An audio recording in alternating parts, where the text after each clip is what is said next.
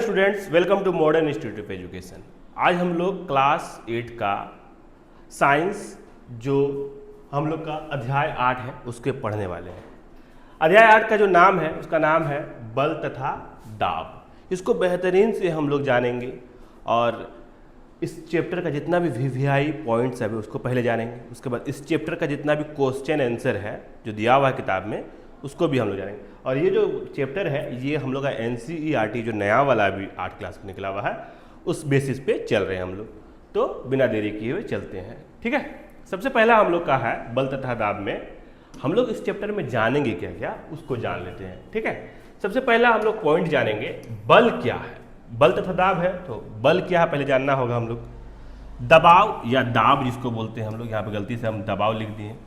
दाब क्या है, ठीक है, क्लियर है। तीसरा चैप्टर जानेंगे हम लोग रोजमर्रा में बल और दबाव के उदाहरण, इसको जानेंगे हम लोग, ठीक है। तो चलिए शुरू करते हैं। सबसे पहले हम लोग का है बल क्या है, व्हाट इज फोर्स। इंग्लिश में हम लोग बल को क्या बोलते हैं गुरुजी सर, फोर्स बोलते हैं, ठीक है। तो बल किसी वस्तु को खींचने या धकेलने की क्रिया को बल कहते हैं। जब भी बल क्या है पूछेगा तो आप इसको डेफिनेशन से दे सकते हैं। बल से वस्तु की स्थिति, गति या आकार बदल सकते हैं। अगर कोई क्या बोलता कागज है उसको आप लोग फाड़ सकते हैं, या तो किसी को आप लोग चपेट के बल ताकत के हिसाब से आप लोहा से आप लोग गिलास बना सकते हैं, जग बना सकते हैं, कुछ भी बना सकते हैं ताकत से ही, बल से ही। उदाहरण दरवाज़ा खोलना, दरवाज़ा बंद है तो ताकत लगा कर आप खोल सकते हैं। गेंद को मारना, पानी की बोतल, पानी की बाल्टी उठाना, ये सब क्या किससे होता है सर जी, हम लोग का बल से होता है, ठीक है। आप लोग को बल समझ में आ गया क्या है। अब आ जाते हैं हम लोग अगला टॉपिक, बल के प्रभाव। बल का क्या क्या प्रभाव होता है उसको जान लेंगे हम लोग, ठीक है। तो गति में परिवर्तन हो सकता है ना, रुकना, चलना। अगर कोई चीज़ आ रहा है तो बल लगा कर रोक भी सकते हैं और ताकत लगा के आप लोग ढकेल भी सकते हैं, ठीक है, जैसे आप लोग देख पा रहे हैं इस चित्र में। दिशा में बदलाव, गेंद की दिशा बदलना। आकार में परिवर्तन, रबड़ को खींचकर आप लोग कुछ भी बना सकते हैं। मिट्टी को दबा के आप लोग कुछ भी बना सकते हैं। तो ये बल से ही होता है, ठीक है।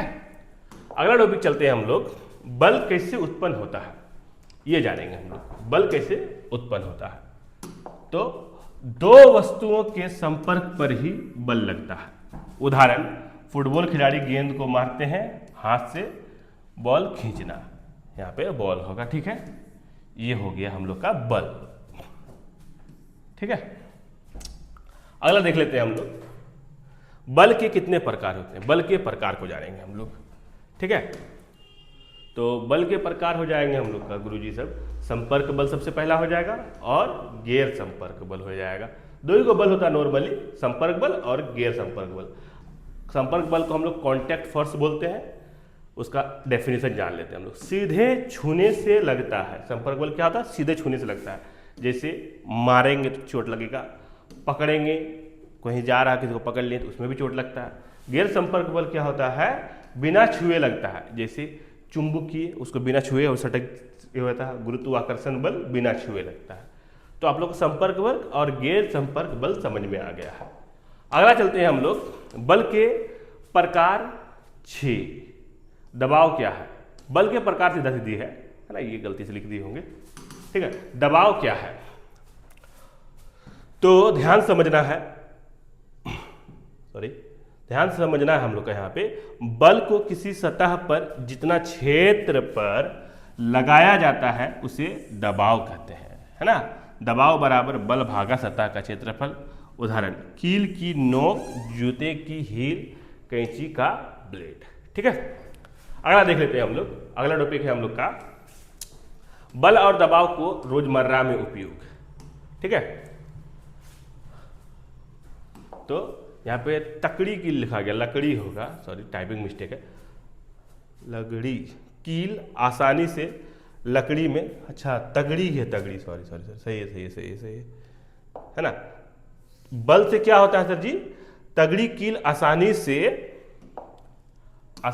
से लकड़ी में घुसती है क्योंकि उसका क्षेत्रफल कम है और दबाव अधिक पड़ता है।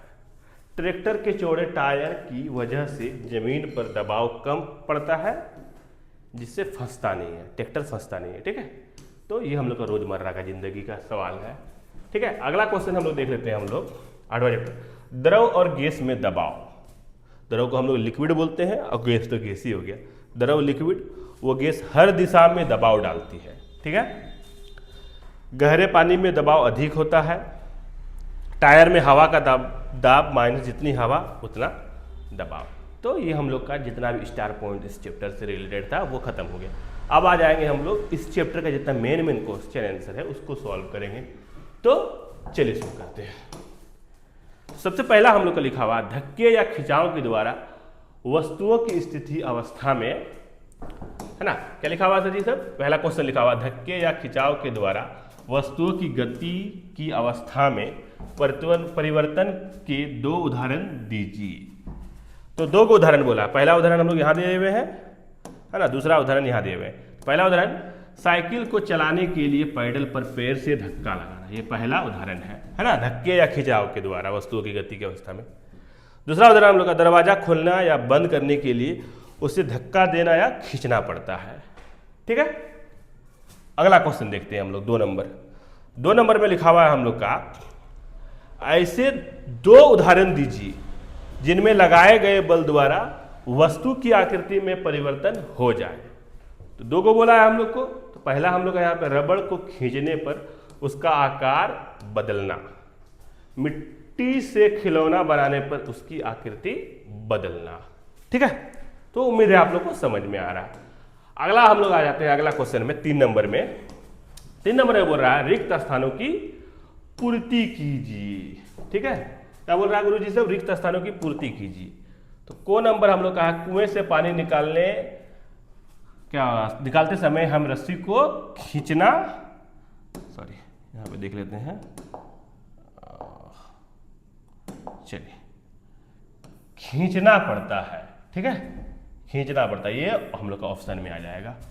गो नंबर में है, एक अवशोषित वस्तु अनावश्यक वस्तु को आकर्षित करती है। क्या करती है सर जी? सब आकर्षित करती है। ठीक है, सामान लदी ट्रॉली को चलाने के लिए हमें उसका धक्का पड़ता है। ठीक है, किसी चुंबक का उत्तरी ध्रुव दूसरे चुंबक के उत्तरी ध्रुव को आकर्षित करता है। तो ये हम लोग का खाली जगह खत्म हो गया। अब आ जाते हैं हम लोग, ये क्या देवा, ये भी खाली जगह ही वाला है ना। 4 नंबर, 4 नंबर भी हम लोग का खाली जगह ही वाला है, तो उसको भी देख लेते हैं ध्यान से।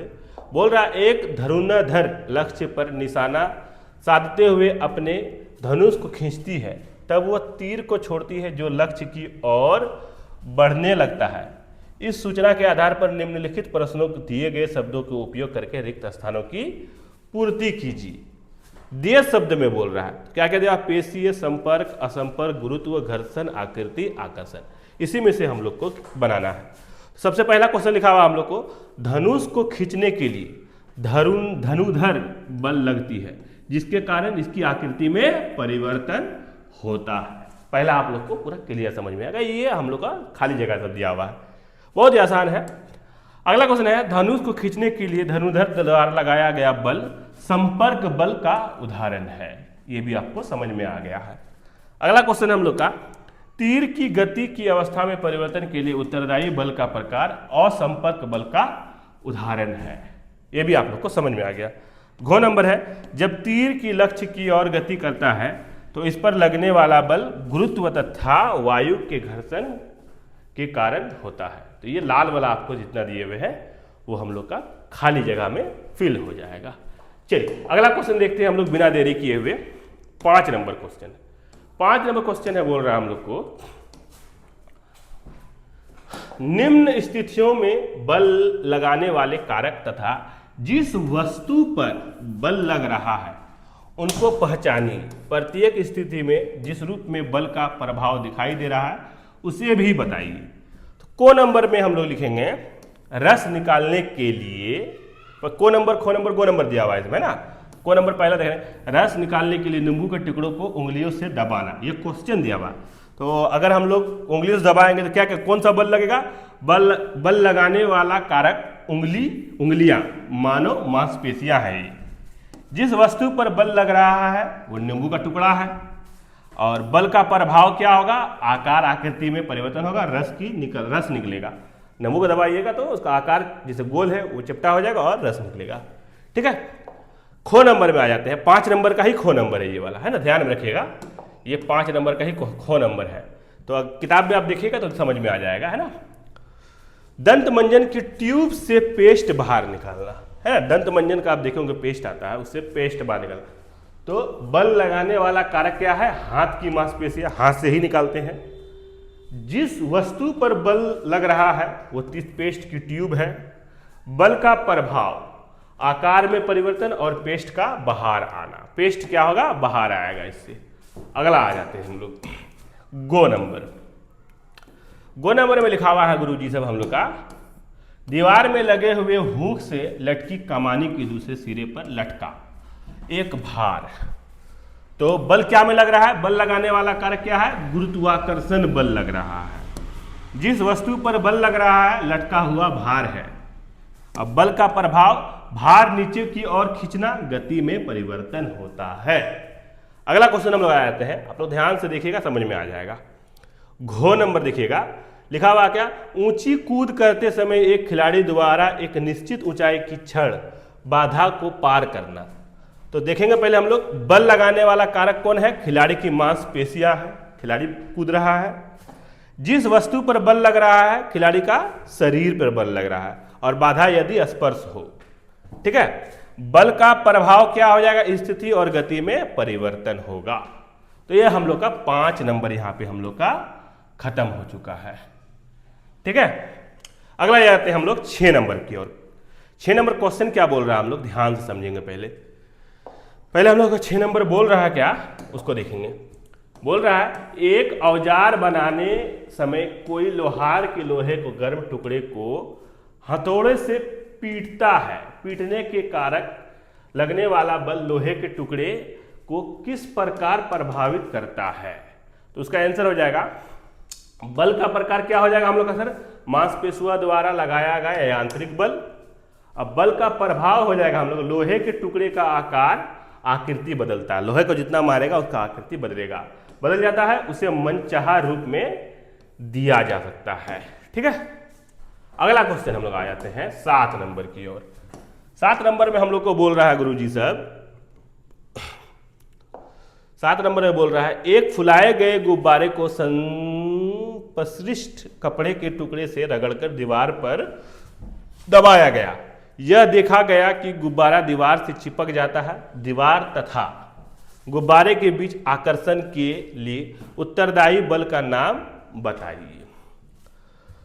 तो बल का प्रकार क्या है, स्थैतिक विद्युत बल है, इलेक्ट्रोस्टैटिक फोर्स है ना। और कारण क्या है, कपड़े से रगड़ने पर गुब्बारे में स्थैतिक आवेश उत्पन्न होता है जो दीवार को आकर्षित करता है। ठीक है, अगला क्वेश्चन हम लोग देख लेते हैं। अगला क्वेश्चन है हम लोग का 8 नंबर। 8 नंबर क्वेश्चन है हम लोग का, प्रश्न है, आप अपने हाथ में पानी से भरी एक प्लास्टिक की बोतल लटकाए हुए हैं। बाल्टी पर लगने वाला बलों के नाम बताइए। विचार विमर्श कीजिए कि बाल्टी पर लगने वाले बलों द्वारा इसकी गति की अवस्था में परिवर्तन क्यों नहीं हो रहा है। तो बाल्टी पर लगने वाला बल क्या है सर जी, गुरुत्वाकर्षण बल है, नीचे की ओर जाता है। और हाथ द्वारा लगाया गया बल क्या, ऊपर की ओर जाता है। बाल्टी नीचे ओर जा रहा है, आप पकड़ कर रखें ऊपर की ओर। ठीक है, गति में परिवर्तन ना होने के कारण दोनों बल बराबर और विपरीत दिशा में होने से एक दूसरे को संतुलित कर देते हैं, जिससे बाल्टी संतुलित अवस्था में रहती है। अगर आपका ताकत कम होते जाएगा तो बाल्टी जितना झुकते जाएगा। ठीक है, अगला क्वेश्चन 9 नंबर हम लोग देखते हैं। बोल क्या रहा है 9 नंबर में हम लोग को, किसी उपग्रह को इसकी कक्षा में प्रोन्नचित करने के लिए किसी रॉकेट को ऊपर की ओर प्रक्षेपित किया गया। प्रोन्नचन मंच छोड़ने के तुरंत बाद रॉकेट पर लगने वाले बलों के नाम बताइए। तो उसका उत्तर हो जाएगा, रॉकेट पर लगने वाला बल क्या हो जाएगा सर जी, गुरुत्वाकर्षण बल नीचे की ओर, और रॉकेट के ईंधन के दहन से उत्पन्न प्रतिक्रियात्मक बल ऊपर की ओर लगता है। ठीक है, अगला क्वेश्चन हम लोग का 10 नंबर बोल रहा है क्या, जो जब किसी ड्रॉपर के चंचू नोजल को पानी में रखकर इसके बल्ब को दबाते हैं तो ड्रॉपर की वायु बुलबुलों के रूप में बाहर निकलती हुई दिखाई देती है। बल्ब पर से दबाव हटा लेने पर ड्रॉपर पानी में भर जाता है। ड्रॉपर में पानी के नीचे चढ़ने का कारण है, तो उसका कारण क्या क्या हो सकता है? पानी का दबाव, ठीक है, पहला है। दूसरा क्या है गुरुजी साहब? पृथ्वी का गुरुत्व। रबड़ के बल्ब की आकृति, वायुमंडलीय दबाव। तो क्या आंसर हो जाएगा सर जी हम लोग का? वायुमंडलीय दबाव हो जाएगा। तो आप लोग को उम्मीद है ये क्वेश्चन आंसर आप लोग को समझ में आ गया। इसके साथ हम लोग का क्वेश्चन आंसर पूरा खत्म हो गया है। इसके बाद हम लोग क्या करेंगे गुरुजी साहब? इसके बाद हम लोग का अगला चैप्टर आएगा, 9वां चैप्टर, बहुत जल्द आ जाएगा। पूरा चैप्टर हम लोग पूरा साइंस पूरा खत्म कर देंगे साथ ही साथ में। और आप लोग एग्जाम के लिए बहुत पॉइंट ऑफ व्यू से बहुत इंपॉर्टेंट है, तो आप लोग ध्यान से देखते रहिए। हर वीडियो आप लोग को बहुत जल्द मिल जाएगा और हर क्वेश्चन आंसर मिल जाएगा। अगर कोई क्वेश्चन आंसर आप लोग को गलत लगता है या कोई भी प्रॉब्लम आता है, नहीं समझ में आता है, तो आप लोग कमेंट में लिख के बता सकते हैं। और इसका अगर पीपीटी चाहिए तो आप लोग को फ्री में मिल जाएगा। तो मिलते हैं हम लोग अगले वीडियो में, तब तक के लिए शुक्रिया, बाय।